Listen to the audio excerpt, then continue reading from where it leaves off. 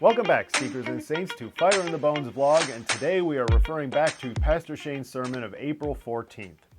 And in that day, he read from Philippians 2, verses 14 through 18. And it was about, well, grumbling. And that's my topic today. I'm calling this vlog, Do Not Grumble. This is a problem that really struck home for me because it really made me look in a mirror. I'm almost looking in a mirror right now at the camera lens here, almost lecturing myself. So this goes to me, I think, double what it does for anybody else, maybe even triple. And Pastor Shane did a great job. Go check that sermon out. But what I want to focus on today is what grumbling does not within the church, but what effect it has on people outside the church, especially people who are coming in for the first time. And I've kind of identified three areas I want to go over. What a grumbling church does to newcomers, to guests, to the passerbyers who just happen to be looking. The first thing is that new people who come in and hear grumbling tend to find the back door a lot quicker. There's no real verse about this other than a crushed spirit dries up the bones. That's from 2 Corinthians. People come in here and they hear complaints and grumbles all day, maybe from work, home, loved ones, whomever. And they're coming to church ideally for some kind of solace, some kind of release from that, something to tell them this is not what life is about. And all they hear is grumbling. As a member of facilities, I can tell you right now, here at Parma Heights Baptist Church, and any facilities guy or girl at any church in these United States or the world can tell you, we hear it all. There's a spot on that door. There's a piece of paper on the floor. This windowsill's a tad dusty. Just things that make you think that's the biggest gripe you can come up with. I've heard people complain to me about the paint. The paint? What do you want me to do? It's a Sunday afternoon. You want me to repaint the wall? I hear all sorts of little, what Pastor Shane did in one sermon, nit, about just the most unbelievable things. Now, to be fair, I've also had to scale back and realize that the whiners are usually a select crowd. It's not everybody. I get far more thank yous than I do whining. But as Shakespeare said in the play Julius Caesar, the evil that men do often lives after them, the good is often interred with the bones. Cato said that after killing Caesar.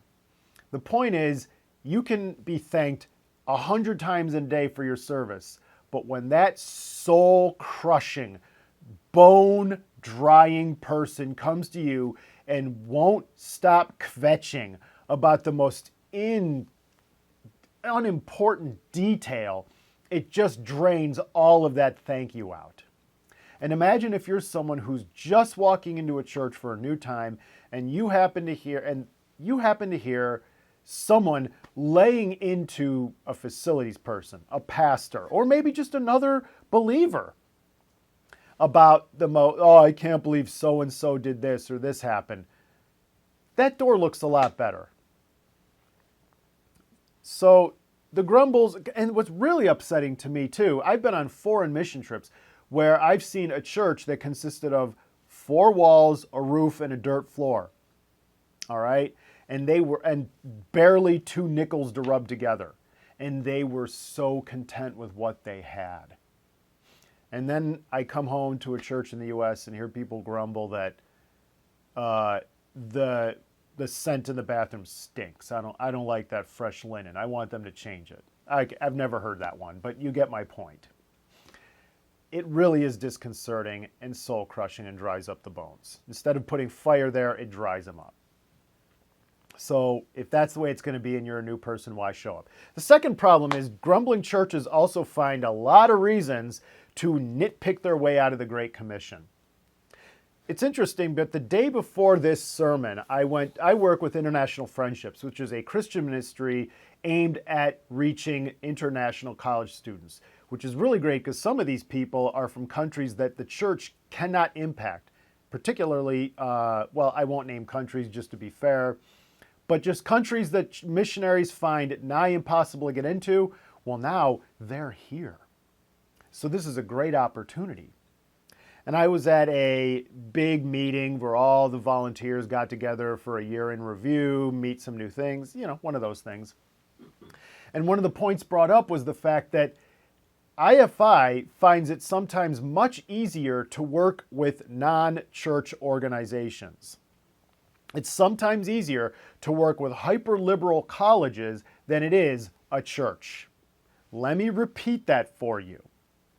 A Christian organization whose goal is to spread the gospel to those who have never heard of it and might not even know the name of Jesus, find it easier to work with a secular, highly liberal organization, and I mean liberal in the political sense, than a church. And the reason is because sometimes some churches tend to nitpick to the point that they don't want to work with it. They find the problems that don't exist. Now, I'm not talking about doctrinal issues.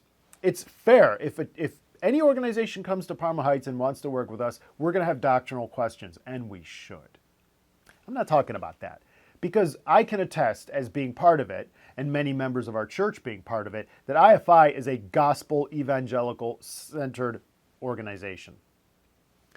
No, this goes beyond it. The grumbles extend here to nitty-gritty preferences, such as, I don't want to share in that style, I don't like your method, I don't like this, I don't like that. Just little insignificant details that have nothing to do with the greater mission.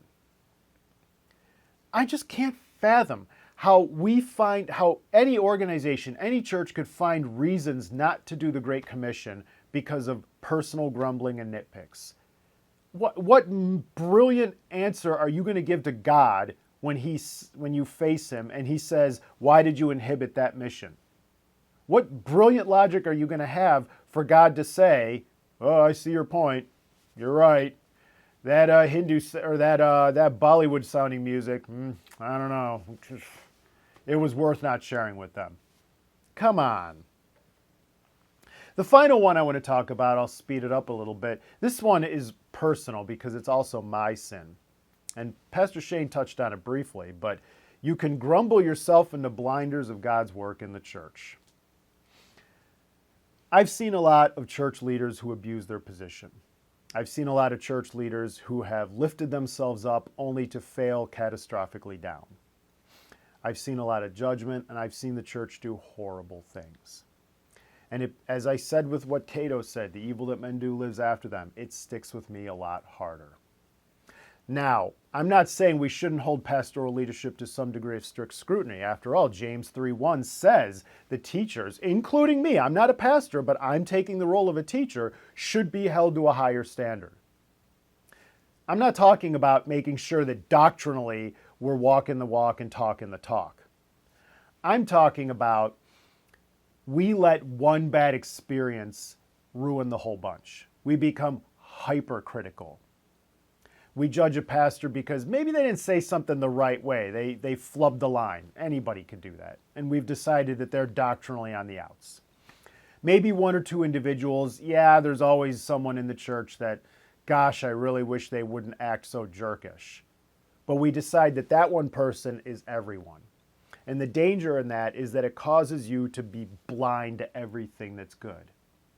If you think that there is no good coming out of Parma Heights Baptist Church, and I'm just talking about this one, come to a food distribution. Come to a Saturday morning food distribution and tell me the Lord's work is not being done. I even got one more personal. My wife and I just had a baby. The outpouring of the church community from here, and also some of our friends who go to another church, CVC, has been monumental. We are overwhelmed by the generosity of the church here. We cannot fathom how good it is. From Pam introducing us and giving us a wonderful children's book about the Bible. We were looking for one and boom, here it is. To the meal trains, to people offering to help. It just blows our mind. And if all I wanted to do was be strict scrutiny, man, I wouldn't see that.